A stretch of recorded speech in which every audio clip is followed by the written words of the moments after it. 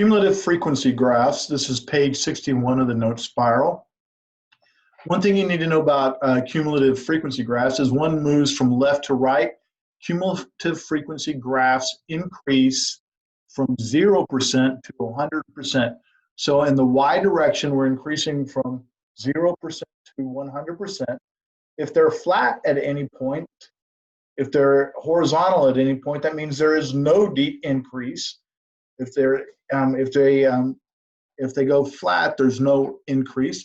And if they ever happen to turn down, which is very rare because we usually add data points, but if they're ever rare, that means we took away something. If it went down, it means we took away something, but that rarely happens.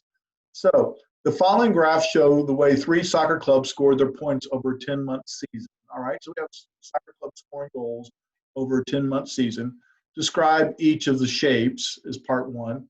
Part 2, explain what each graph represents as far as the distribution throughout the season. In other words, put it in context. And then graph each as a cumulative frequency. Only focus on the shape of the graph, all right? In other words, you don't have to be detailed as far as exact numbers. So the first graph, when I look at it, it's like, oh, great, mound shape, which means it's symmetric, all right? So the distribution is reasonably symmetric in mound shape with the mean, median, and mode occurring at the midpoint, all right? I know the mode or the thing occurs most often is at the midpoint because that is the highest section. And the mean and the median will always be at the same spot if the graph is symmetric. Now, putting it in context.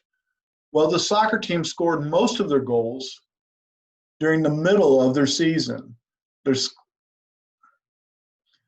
So the soccer team scored most of their goals in the middle of the season, which means they started off a little slow and they ended a little bit slow. But in the middle of the season, they scored most of their goals. Now, on the graph, that means the middle part should be increasing really rapidly. So it should be a fairly steep slope. But at the beginning, it's going to have a flat slope because it started slow, and at the end, they ended slow. All right? So we increased rapidly. They increased rapidly in the middle. At the beginning, they're a little bit flat, and at the end, they're a little bit flat. They tapered off. So that would have been the first one. The second graph, well, it's been stretched to the left.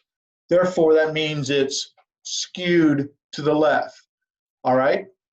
Which means the mean is going to be the left of the median.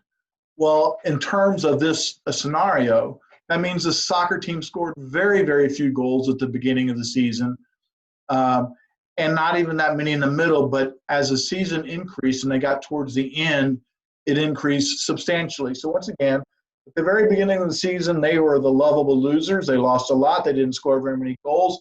And then all of a sudden it took off for them and increased substantially at the end of the season until we got to 100% of their goals. On the third graph, they were skewed right. All right, skewed right, which means the mean is to the right of the median. And I know it looks like someone grabbed it and pulled it to the right. And so this soccer team scored most of its goals at the beginning of the season. And as the season progressed, they weren't good at scoring. I don't know. Maybe their forward was hurt or something. So they scored a lot at the beginning of the season and not very much at the end of the season. Kind of a disappointment for them. All right.